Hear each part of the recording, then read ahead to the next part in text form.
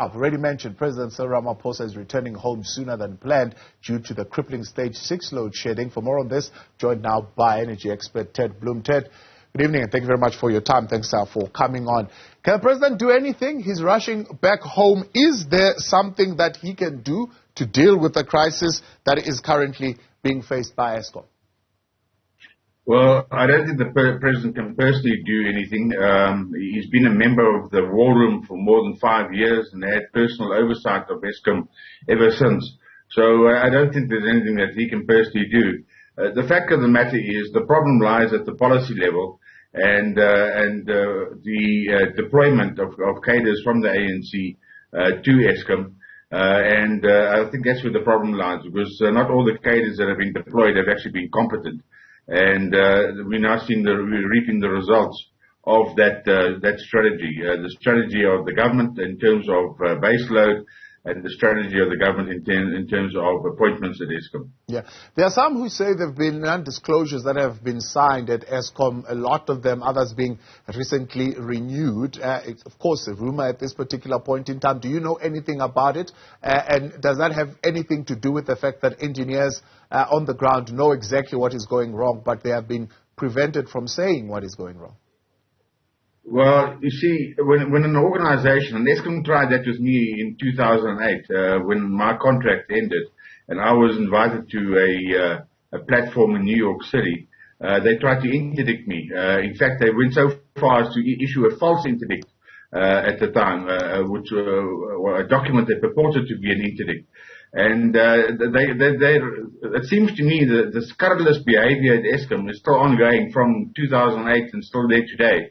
So, yeah, I can understand that people are scared to talk. Unfortunately, I've got some people that, take the chance of sharing their confidences with me. And from what I've learned in the last 2 or 3 or 4 weeks, and remember, I've been in this game for more than 30 years, is that the situation at Eskom is indeed very, very dire. They've run out of money, they run out of spare parts, and they've run out of people with know-how to know which spare parts to use where. So you can't be in a more dire situation, I think, than that. And, well, I suppose there's one more issue, and that's the rotten coal that they are buying in on a daily basis from connected people. So the corruption on the coal level is still there.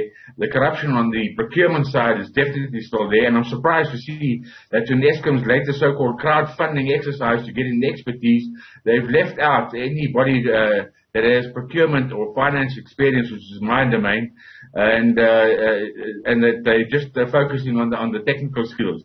Certainly the technical skills are critical, but the fact of the matter is if it's rotten higher up in the organization, you need to have somebody in there that can identify the rot and call them out, and not scared to call them out. And I think I've got a track record, despite all the death threats that I've got over the last 10 years, of calling out corruption when I see it. Yeah. So what we are hearing from Andre de Ruyter is that the 45 trips over the week were not because of sabotage. So are you saying those were because of cash flow issues? Certainly, there's a major problem with the maintenance issues, I mean, until quite recently, the CEO and the CFO have deliberately cut off the taps of the maintenance projects, and at one stage, it seemed to me, as an outsider, and remember, Eskom's not transparent on all these internal issues, but as an outsider, it seemed to me, and I heard complaints from inside the organization that corroborated what I'm going to say now, is that the maintenance budget in certain areas has been cut by more than 75%. You can't run an organization that's, firstly, which you claim is old and dilapidated. You can't run it, certainly, if you don't do any maintenance on the plant.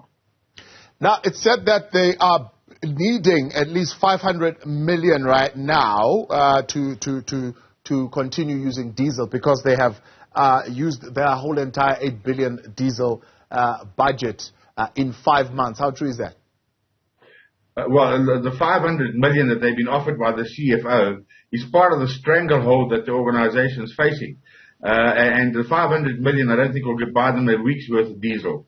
At the rate at which they're burning it at the moment. So, yes, I've heard the story, and in fact, Mr. de Ruyter mentioned the 500 million that's gratuitously being granted by the CFO.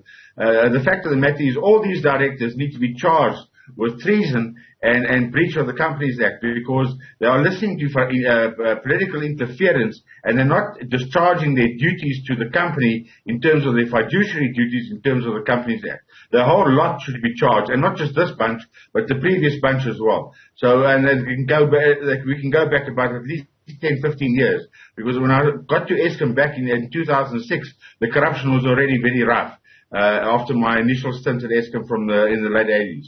Yeah. Unit 2 at Koeberg is not yet repaired. Do we know when will that come back online?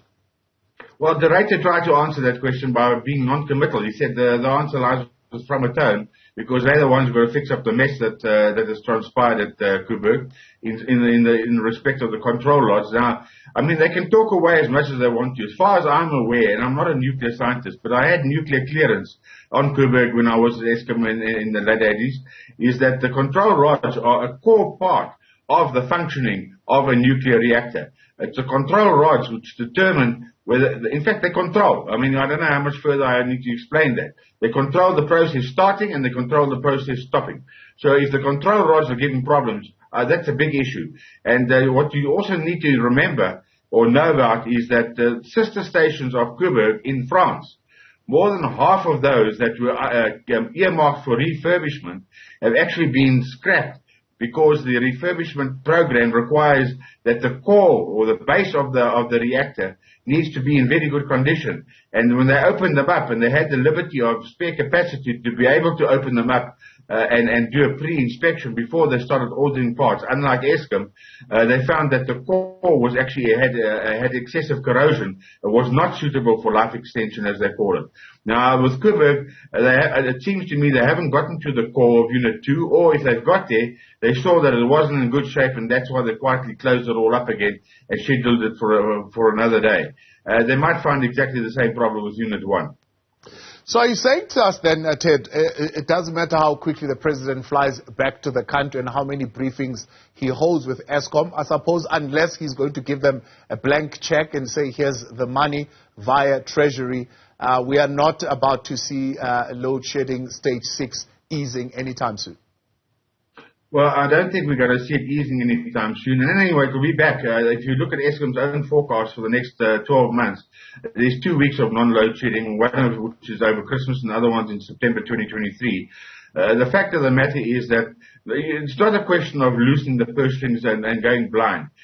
You need to recall that Mr. Director and from Mr. Pravin Gordhan were very boastful in telling us, the public, that Eskom had pre-repaid or early repaid 82 billion rands worth of debt, which in itself is diabolical, because half of that came from a treasury grant, and the balance came from cutting the maintenance budget and playing around with foreign exchange cover, which has now anyway gone against them with the rand weakening. So the so-called savings that they made have dissipated into thin air. But the damage with the maintenance budget cut is going to be with us for a long, long time. And this whole story of Mr. Director, which he made when he took office, he came out and said he's going to refurbish everything, he's going to get the OEMs back, he's going to sort out the pirate parts, etc.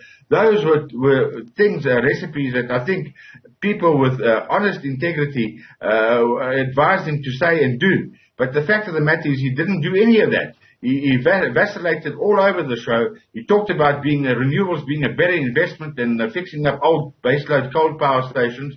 And in the last week or two, I'm told he's even said, no, that gas is a fantastic option. You can't, it's a big organization, Eskom. It's got momentum. It takes a long time to move. The message from the CEO's office down to the floor level takes at least 2 to 3 weeks to move. And then, even then, it's not always well understood.